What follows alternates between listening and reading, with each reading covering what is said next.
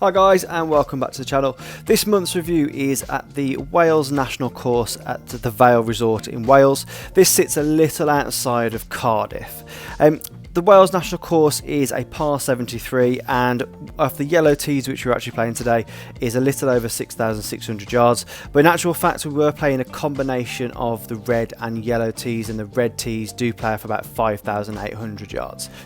So as normal, we'll get into the review. Firstly, we will start with the general feel and facilities, then we'll also get onto course condition, the course layout and also the difficulty, and then finally we'll get onto the value of the course. For the general feel and facilities, the Vale is an absolutely fantastic property as both a golfer and also a non-golfer. From a golf perspective, it has absolutely everything that you could possibly want from a golf facility on site. Really good practice facilities, well-equipped pro shop. From a non-golf perspective, you've got a really nice hotel, really good food, really good facilities generally. There's also a spa and leisure facilities as well, so it really does give you absolutely everything that you could possibly want.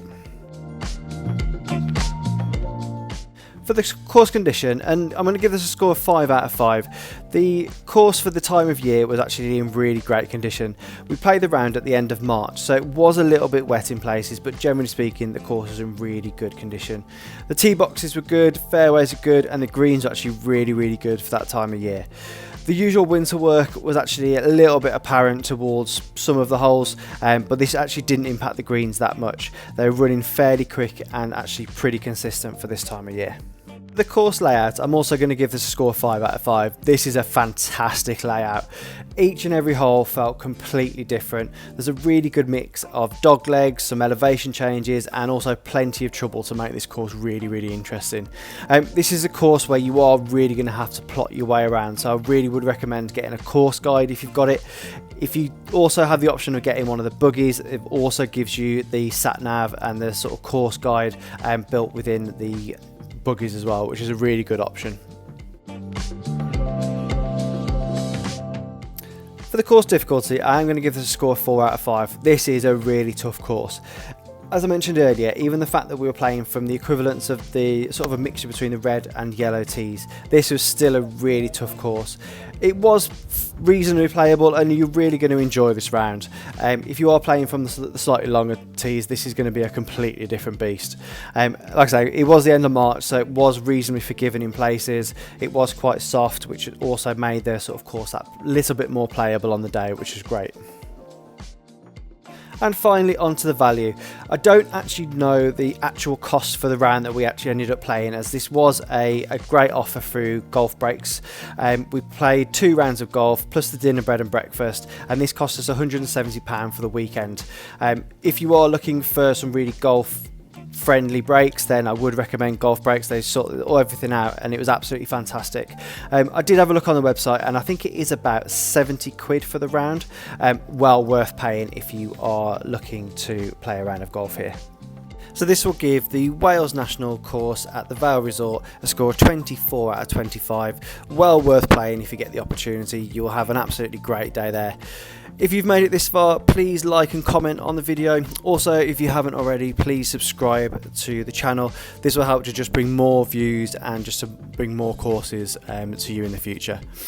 We're going to get into each of the 18 holes now and just provide a little bit of strategy around each of the 18 holes. Until next time, thanks a lot. Hole 1, and a long par 4 with a dog leg to the left. Off the tee you will have very little visual, actually just anything past the turn, and this is due to the banks and the trees that are sat in the left rough. You will want to see the 2 bunkers that are in the right hand side of the corner. For the short hitters, the left side of those bunkers is probably the best line, but for the longer hitters you'll probably want to play a little bit further towards the left, just trying to cut that corner off. You are going to want to play something over 200 yards to try and help to avoid the corner. The longer hitters, as I mentioned, just take the corner on. This will be blind, but so just paying attention to where your ball sort of tracks. For your approach to the green, you will need to play the yardage and the line to the middle of the green. Your best miss here is actually short, so if you don't feel quite confident in actually reaching the green, just aim anything short of the green and then try and get up and down from there. This is also stroking x3, so this is a tough hole to begin your round with. So most golfers are going to easily have 1 or 2 shots here. There is one bunker short right, and it is out of bounds all at the back of the green, so there's no risk for error going anything long. This isn't a particularly deep green, so yardage control into the green is going to be really important. This green is actually pretty flat from most angles, so don't expect any real movement around most angles of this green. Hole 2, and a really tough par 5 here, and actually this is stroke index 1, and this is a really tough start to your round. This hole does play entirely downhill from tee to green, so it will play slightly shorter than the yardage that you see on the cards. The difficulty here is actually just how narrow this hole is. Off the tee though, you will just need to try and stay in play off the tee. Before you hit the trees down the left hand side there, you'll need roughly 170 yards to try and get to the widest part of that gap, which actually isn't a bad option, especially for those shorter hitters. There's a path that runs across the fairway, and that comes at about 250 yards off the tee, so anything between 270 to 250 yards, ideally just find in the middle of the fairway, is going to be the best shot off the tee. For your next shot, again, you're just trying to stay in play and just, again, pick a sensible club and anything that's just going to get yourself down the fairway and find the middle of the fairway. You have very little room for error, except for when you get to about 100 yards from the middle of the green. Past this point, you do get a bit of a break in the trees. However, you will see some water that is short left of the green, so for your approach to the green, you will need to factor in just where the pin is. This is a spacious green with 3 bunkers protecting the back of this green. The green is a split tier green and generally slopes down from back right to front left, anything filtering down towards the water actually. The sensible option here is just to play to the heart of the green. This will give you a really good option at getting to most pins almost irrespective of where it is on the green. However, pace control is going to be really important, especially if you are having to play up or down the tiers. Hole 3, and a good length par 3 here. Off the tee though, the main aim is just to try and get clear of the bunkers that are sat in front of the green. There is an additional bunker to the right of this green. The tee box is elevated from the green, so you will want to play at least 5 to 10 yards less than what the yardage is playing, or just play the yardage to the front of the green. To be safe on this hole, I would just recommend just playing to the middle of the green. The green itself slopes generally down to the front right of this green, so if you are putting up or down the green, you probably won't find so much movement, but if you are having to put across the green, then expect plenty of movement. The movement will actually be greater towards the front of this green, so if the pin is at the front, expect plenty of movement at this point. Hole 4, and another challenging par 5 here. This will play its entire yardage as you are playing pretty much uphill all the way from tee to green. Off the tee though, getting your ball in play is absolutely essential. You will be at an advantage the further up the fairway you can get, and there is a path that runs across the fairway at about 270 yards, but this will be playing more like 280 to 290 yards off the tee. For the second shot, you will ideally leave yourself your favourite yardage into the green, so I would recommend just laying up to that yardage and then just trying to play backwards from there. For the sort of sensible layup, you will need to be mindful of the 2 fairway bunkers that are sat roughly about 150 to 100 yards from the middle of the green, so anything actually laid up in between those 2 bunkers will be a great position for going for the green. The green itself has just the 1 bunker short left, and I would also just take aim towards the right hand side of the green just to try and avoid that bunker. There is quite a bit of space around this green, so you do have quite a bit of room for error. This green is actually pretty flat and you may see a couple of undulations, but really don't expect too much movement from most angles around this green.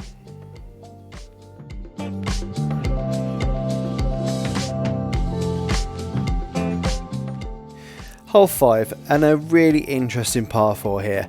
Off the tee though, you have 2 choices. You can either lay up short of the 2 fairway bunkers, or you can try and get beyond them, but you will be playing to a really narrow fairway. The shorter of the 2 options will leave you a considerably much longer shot into the green. The line for the shorter option is actually towards the left bunker, where the longer hitting tee shot, you will need to aim to the right hand side of the green bush that you see in the distance. You will need at least 210 yards, probably playing 220 yards just to be safe to get clear of those 2 bunkers. From this point, the hole does turn slightly towards the right, and this will aim towards the green. For your approach shot, you will need to ideally miss the 2 bunkers that are sat right at the front of this green. The best miss will be to the left hand side of the screen, as this will give you an uphill putt for most pin positions. This green is quite a big green and does slope from back right to front left. So pace control is going to be essential here, and again you will only expect some movement if you're having to put up or down the green. If you're putting diagonally, then again probably don't expect too much movement, but as I mentioned, pace control is going to be essential here. Hole 6, and another great risk and reward hole here. Again, 2 options off the tee. You can either lay up short of the water. I would recommend just playing 1 club less than what you think you need. That fairway gets super narrow the closer you get to the water, and you are going to want to try and avoid the thick bushes that are on the left hand side, and also the bunker that is on the right hand side. If you're going for the shorter option, I would play slightly more less club than 175 yards, as the water is about 190 yards from the tee. This will factor in the elevation change from the tee box down towards the fairway. The other option is actually just to go to the green, and it's only 110 yards ish to clear the water, but with the elevation change that is going to be more like 205 yards. There is actually quite a lot of space past this green and actually to either side of the green that you won't be able to see from the tee box. If you are going to go for the green, again I would just recommend taking 1 less club. This will factor in that elevation change. The green itself does slope down quite considerably from back to front, so if you are putting downhill you will need to have really good pace control. And again, another green that you're actually going to want to leave yourself an uphill putt. If you are putting across the green, expect plenty of movement on this green. It really will move from side to side.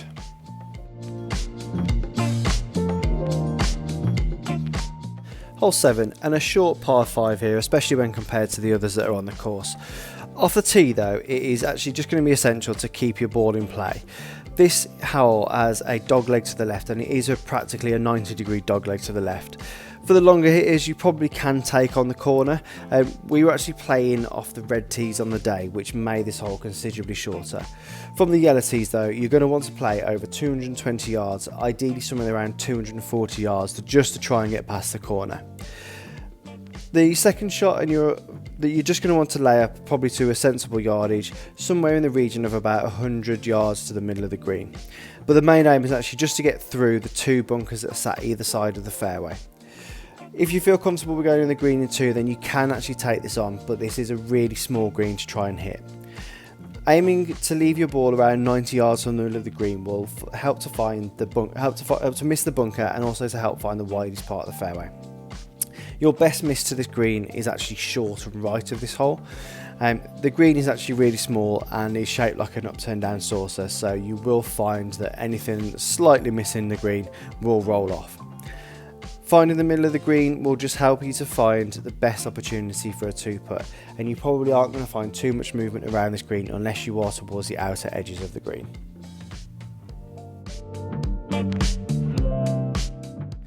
Hole 8, and a good length par 3 here. Off the tee though, you're just trying to find the putting surface at pretty much any cost, and this will be really helpful if you do find the green. This is a challenging green to actually try and find. This green is slightly elevated from the tee box and also sits raised from the rest of the hole. There are 3 bunkers protecting the front of this green and 1 large one towards the back of the green too. The green is a really good size, so I would just recommend just playing for the heart of the green and just aiming to take aim over the middle bunker. The green itself is where the difficulty lies to this hole. The green is almost a split tier green, with the front right of this portion being the lower of the 2 tiers. The tier is actually shaped like a bit of a sort of semicircle around the middle of the green, so you probably will notice a sort of C shape to this green. There is plenty of room around this green if you do happen to miss, but this will leave a tough up and down. And again, if you are on this green, if you're having to put up or down the 2 tiers, you're going to expect plenty of movement on this green. But actually both tiers are pretty flat once you are on the same tier. Hole 9, and a good risk and reward hole here for this long par 4. Whilst it does actually seem quite a long distance on the card. It does play entirely downhill from tee to green, so probably won't play as long as actually what you think. Off the tee though, the main aim will just to get yourself into play. This hole does turn slightly down towards the right after about 240 yards from the tee. So actually trying to reach the turn will give you the best look at the green. The risk here is that the hole is heavily tree lined, so both sides of the fairway are really dense trees. I would just recommend just trying to keep your ball to the right hand side of the pylon that you see in the distance, but be mindful that anything too far right actually will just be blocked out from the green. A safe shot for here would be around 220 yards, again just using that pylon as that aiming point. For your approach to the green though, the green will be quite considerably below you, so you may wish to take a few yards off the shot. If in doubt, just play the yardage to the front of the green. This green has two bunkers at the front of this green, and you will want to aim just directly in between those two bunkers. You can't afford to go anything long past this hole, as this area drops off like a cliff towards the edge of the green. The green again is a two-tier green, but this time the left-hand side of the green is the higher of the two tiers, and if you do find yourself putting on the same tier as a pin, probably don't expect too much movement. Hole 10, and a very challenging par 5 here. Off the tee though, your main aim is just to get yourself into play. This is a really narrow fairway and is very heavily tree lined. The sensible play is to stay left or short of the two bunkers that you see in the distance.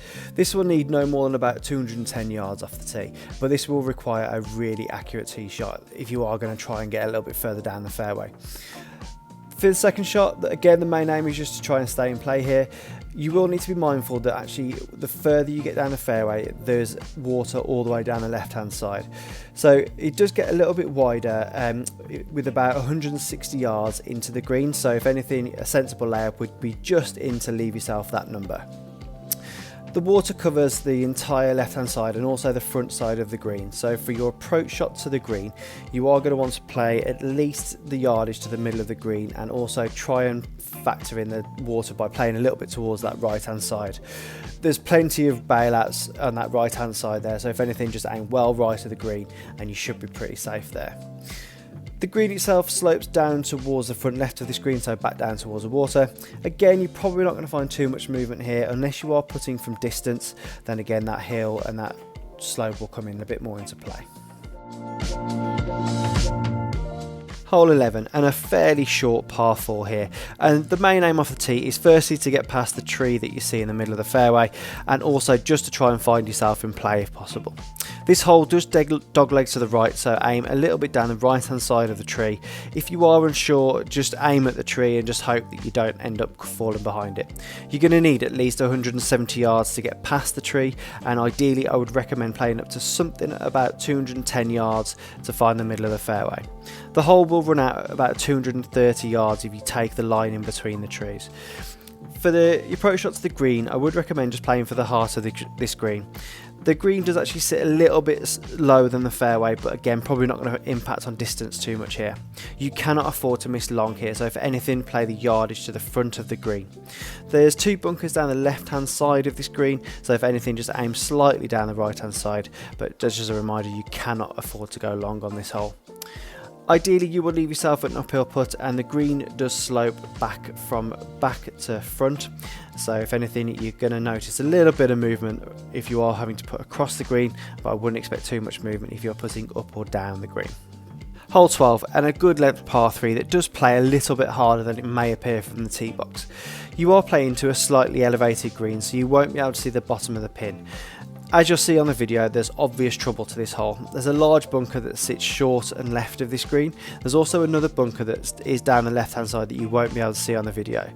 There's a large tree also protecting the right hand side of the green, so I would just recommend just playing the yardage to the middle of the green, or just playing to the right hand side of the bunker as you can see in the video. This should give you also enough club to factor in the elevation change and also help to miss the trouble. The green is a split tier green, with the front portion of the green being the higher of the two tiers.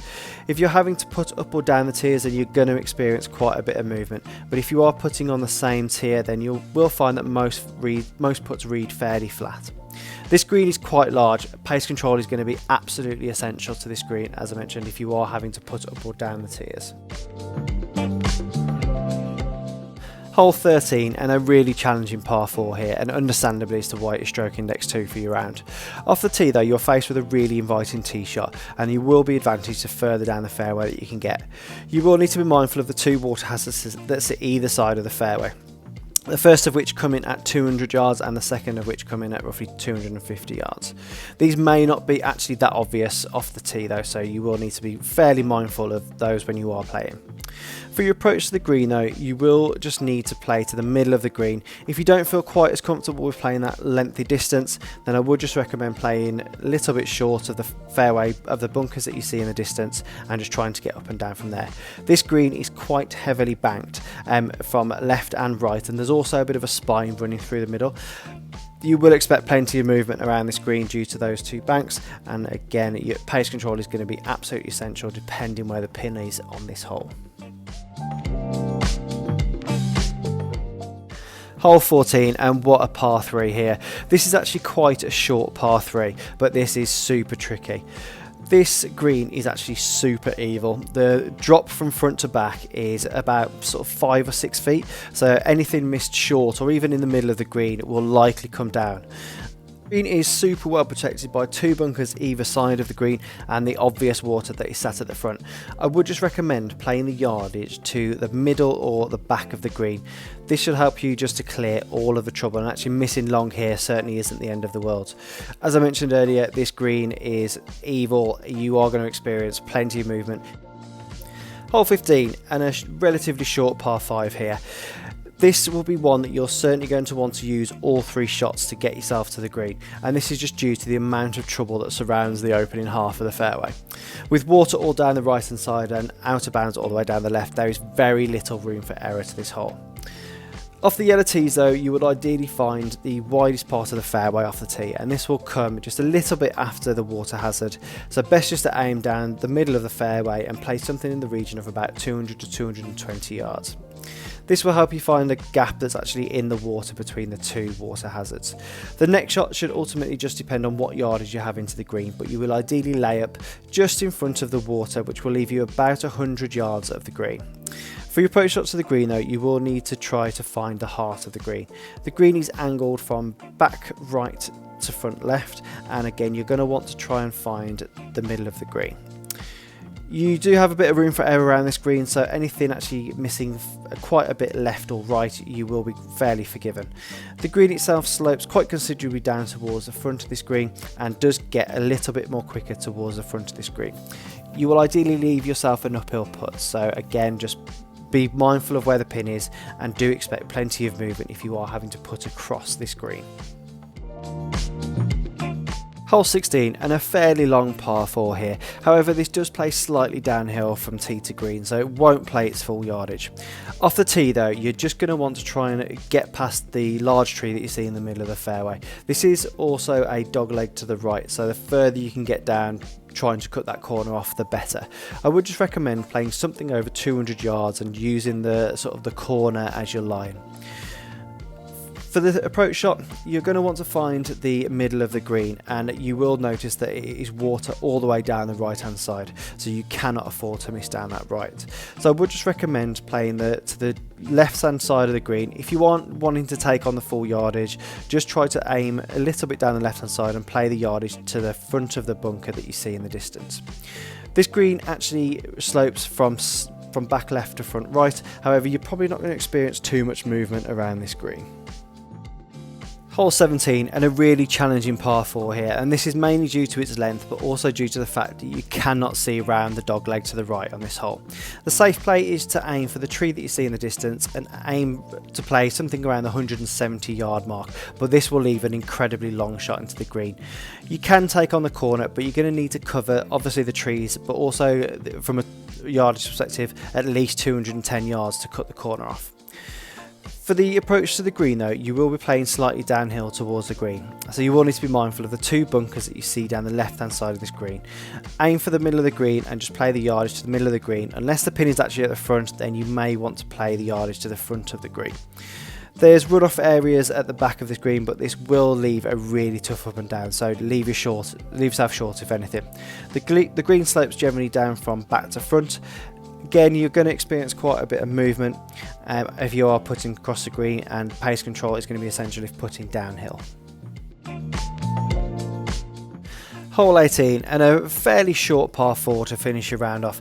However, this will be slightly uphill from tee to green, so it will play its full yardage. Off the tee though, you're just going to need to get yourself into play, and this is actually quite a narrow fairway, and you won't necessarily be able to see the fairway from the tee box. You have out of bounds all the way down the right hand side and a thick set of trees down the left hand side. I would just recommend aiming towards the left hand side of the fairway and trying to stay short of the trees that you see in the distance, and this will leave about 120 yards from this point into the middle of the green, so playing about 200 yards off the tee will be ideal for the opening shot. For your approach shot to the green though, I would just recommend playing at least the yardage to the middle of the green. The green is slightly away from the fairway and is also angled diagonally up to the right. There's also water short, so you actually cannot afford to miss anything short on this hole, so long is going to be your best option if anything. The green slopes down towards the front right of this green, but you won't experience too much movement from this angle.